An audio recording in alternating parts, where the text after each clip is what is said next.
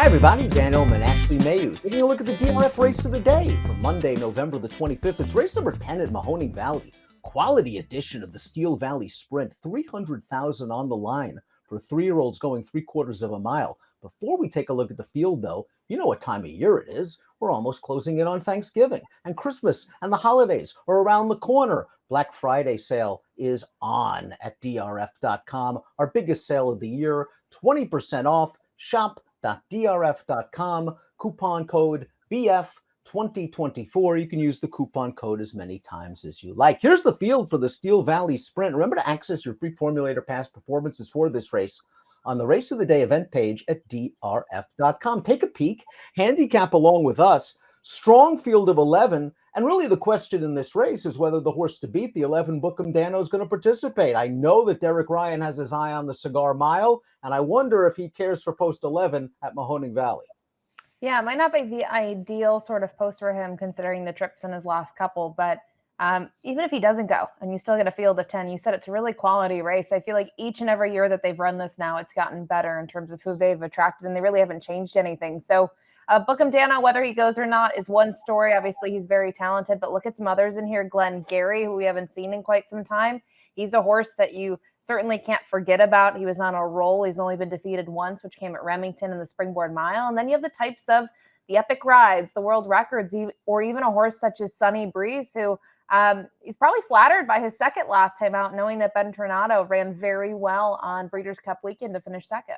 So plenty of quality in this race. And you would expect plenty of speed. And we throw up our Timeform US pace projector. World record won the Amsterdam at Saratoga in quick fashion earlier this year. I would expect him to be up close to the pace. He is the number 7. Glengarry should be fresh. We haven't seen him since the spring meet at Keeneland, as Ashley mentioned. This horse is very quick out of the gate. And Sunny Breeze is also fast. I'm not exactly sure he's an absolute blazer, but he'll be close as well. Yeah, I think kind of looking at this field, regardless, the pace should be on going 6 furlongs. As you mentioned, there's plenty of speed in here. You can see a couple other horses might be sitting in the trip and stalking just off of it. And then, so we always talk about the LP flag here. Dan is on Bookham Dano, whether he decides to go or not. But he's a horse that he's going to have to cut back in distance from a couple efforts at 7 Ace. And maybe that helps him. Maybe that works against him. Maximus Meridius is the number 1 going out for trainer Butch Reed, who's approaching 1,000 lifetime career victories. Always been a horse with some potential, but very green. I was talking to Butch about this horse in the spring. They gelded him over the summer, and he came back in a race at Parks, and he didn't have a very clean trip right away. He got bumped at the start. He rushed up along the inside, and all in all, it was a good effort for him. He had a terrible trip in the Gallant Bob, a race where they ran 1-2 around the track and was bottled up in behind horses.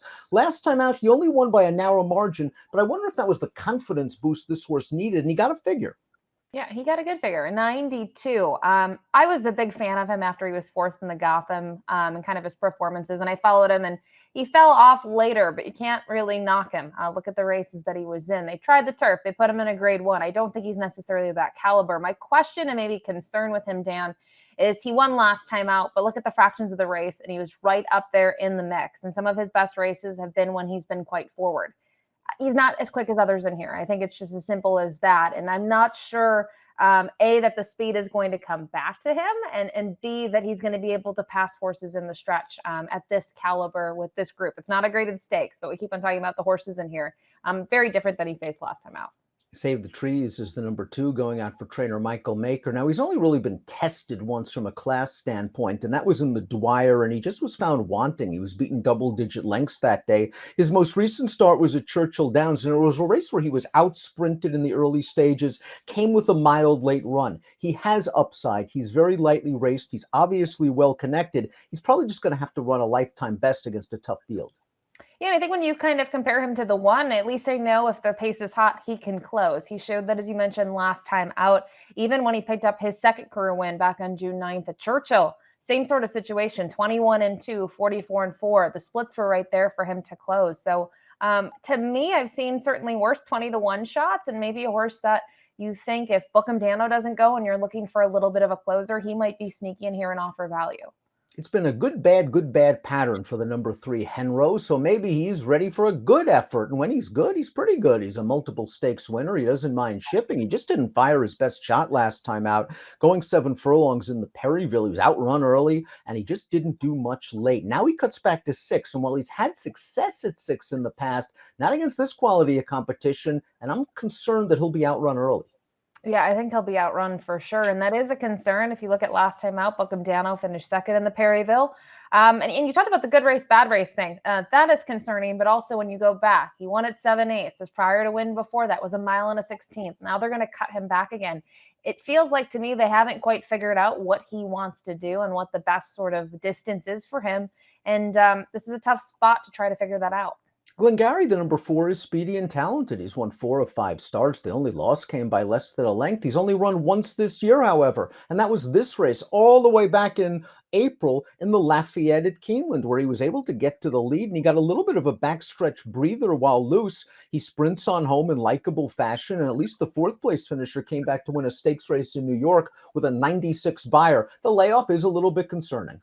Yeah, the long layoff is a concern. We've seen him off a layoff once, and this was this race, and he raced quite well coming out of a mile race at Remington Park in the Springboard Mile. And I thought the way that he won this was pretty easy. I am concerned, though, why he went to the shelf, why he's been on the shelf for so long, because he is lightly raced, right? Just 5 starts under his belt. But I think there's some upside with him. When we saw him in the Bowman Mill, he was able to sit just off of it and then make a run. I don't think he needs the lead, even though typically that's where we see him.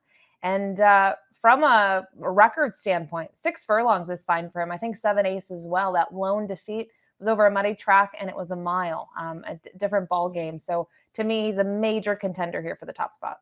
Ashley, you mentioned the Gallant Bob and how the number 5 Gallant Breeze might have been flattered by Ben Tornado's next out performance, a close second in the Breeders' Cup Sprint with a 102 buyer speed figure. Let's watch Sonny Breeze battle the length of the stretch with Ben Tornado in that Gallant Bob at Parks. He was pressing him throughout. It's not like the pace was very fast, and it pretty much held up. They ran 1-2 around the track, but this was an important race for Sonny Breeze. After disappointing in his prior start, finishing behind Maximus Meridius, he showed a lot of fight and grit, and he showed that in his first 3 starts, all victories for Ned Allard.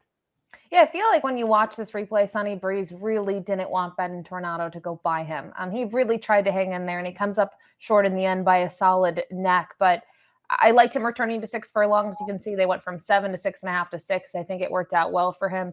Curious to see, though, how he's going to do at Mahoning Valley. Very different, track compared to the other tracks that he's been at so far. I feel like it's a little bit deeper. But another one that he could be part of that pace. We saw him forward last time out, or he could sort of be chasing the pace. And my concern is if he's chasing it, are we going to see something similar to 2 starts back? I just don't know if he's going to have enough there. But I have to say, very impressed with him last time out, and we talked about it. Flattered by that performance in a big way.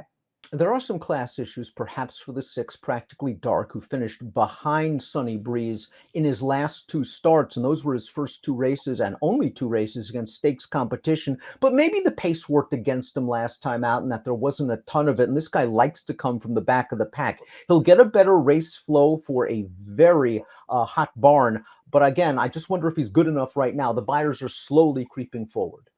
Yeah, his last 2, not the best. Kind of excited to see him, though, outside of Parks. Prior to that, you can see in the barn of Safi Joseph, they tried him at the 1-turn mile. They cut him back to 6 furlongs, and look at his 2 efforts at 6 furlongs at Gulfstream. He's right there. He's been able to close, whether he's last or mid-pack. He's typically just a couple lengths off of it, and I just feel like maybe Parks hasn't worked out for him. You did mention, though, his figures have gotten better, and Drayden Van Dyke's going to come back in for Safi. We know sort of what they've been able to do, had some success at Breeders' Cup Weekend together, but I think more importantly to me, this was trying to get, probably the best rider that he could for his horse. So I think that's a positive sign.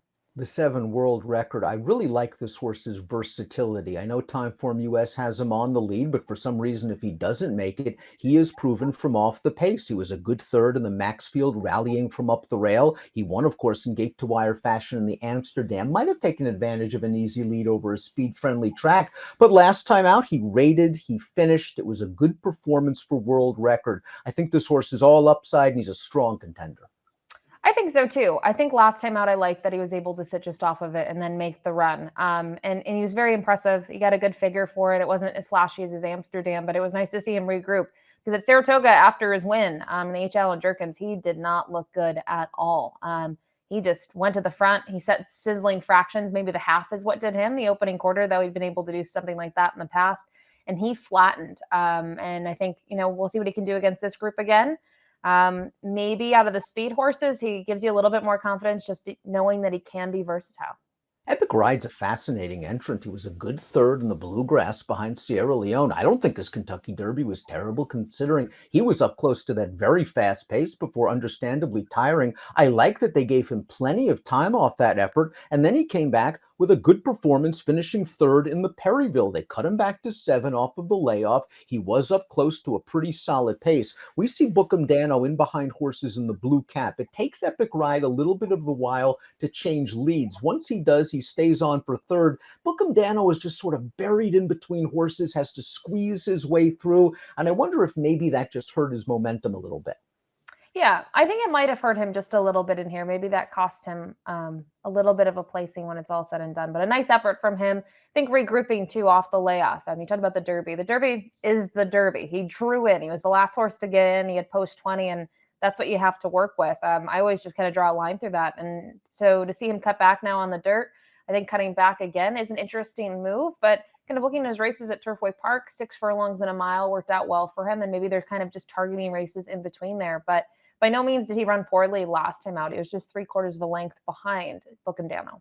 Valentine Candy, I think, is a very underrated sword. He's won half of his 14 lifetime starts. He's proven that he could throw out a triple-digit Beyer speed figure on occasion. And he's a versatile runner for a Hall of Fame trainer in Steve Asmussen, coming off a nice victory at Churchill Downs. I thought that was a good prep race for Valentine Candy. I wonder if Steve had him really 100% cranked up with this on the horizon. But this guy shows up more often than not. He certainly does. His record speaks volumes, and kind of looking at some of his best performances, look at the race at Charlestown. He got 102 Beyer. Something like that would put him certainly in the mix here for the top spot. And a trip like that might be the right one. Again, he's going to get kind of first run on some of the deep closers, right? He should be just a couple of lengths off the pace. I agree with what you said last time out. He won quite nicely, was just going 5.5. You feel like it was a little bit of a prep for this 3 weeks out to come back and regroup here. So, maybe a horse that, I don't know, 8-1 is a decent price, but if he were to go anywhere north of that and kind of creep up on the tote board, I would certainly think about betting him. Code Omaha, the number 10, is a perfect 2-for-2 on dirt, but both of those races came against much weaker competition. He was dangled in for a tag both times. His Beyer speed figures pale in comparison to those of the top contenders, but can't beat perfect. 2-for-2 on dirt. We'll find out a lot more about his overall talent ability in this spot. And they're at Horseshoe Indy, right? That's where they were. The meet wrapped up. They obviously went to Churchill for their last out effort, but Mahoning Valley is not that far away. So to get him here, it's not a huge issue to Ohio. And it's a tough sell. You mentioned it for all the reasons ready, right? His numbers, he's been in for a tag. This is just different than anything he's faced to this point in his career. Bookham Dano, if he runs, is the horse to beat, and that's why he's the morning line favorite at 5-2. He ran so well in the Jerkins 2 starts back. This is a horse that early in his career had some speed. They've taught him to rate, and he's learned to rate very successfully. We saw him weave his way through traffic in the Perryville. It was another nice performance. 6 furlongs, you mentioned. He's cutting back. Maybe he'll be outrun a little bit early, but you have to respect his kick and class. Absolutely. He is simply the horse to beat if he goes here. I think, the concern maybe with 6 furlongs cutting back is it's been a while since we've seen him at it, just 3 starts ago that he was able to get it. And the splits in his races, Dan, they have been very, very quick. And with his newfound running style of closing from off of it, it's helped him. He hasn't been able to win in those last 2. I just don't know how quick they're going to go here. Maybe I'm overselling it. I think they are going to go quite fast, but I'm not sure it's going to be the same thing that he would have faced, simply also because they're grade 1 events, right? And some of these sprint races have just been deeper waters. But he will have to work out a little bit of a trip from post 11, but it's something that with sort of his adjustability, right? He can be more forward. He can close. He still is the horse to beat. Before we take a look at our top selections, please click the subscribe button on the Daily Racing Form YouTube channel for the latest DRF videos. Top pick time. As you mentioned, this race just seems to come up better and better every single year. Bookham Dano is the horse to beat if he goes. He just has a ton of class, and it looks like he's going to get the right race flow. I just found it tough to go against him based on the fact that I think the race is going to get go quick, I should say, excuse me. And the fact that he can close, he can be adjustable. I really wanted to pick Glengarry on top. I think this horse is very talented. And sure, he hasn't tried it great at stakes competition, but I'm not convinced he needs the lead to win. I think he can sit just off of it. But you pointed out my one concern with Glengarry and not using him on top is that long layoff. 5 and the 8 are the 2 horses, maybe at slightly better prices than Bookham Dano, that I want to concentrate on. The 8 Epic Ride, second time since the Derby, might have found his niche as a sprinter. Sunny Breeze was flattered by Ben Tornado, and I think with his tactical speed, he can sort of tuck in 3rd and 4th and try to make a run and get the jump on true closers like Bookham Dano. 11-4-7-5 for Ashley, 5-8-11-4 for me. Our Monday race of the day is at Mahoning Valley, 300,000 on the line in the Steel Valley Sprint. Good luck. Hey, buddy. Let me tell you something. If you really enjoyed this great content, just click the like and subscribe button right here. And if you enjoy the race of the day, stakes previews and lots more starring me, please click right here. You're not gonna regret it.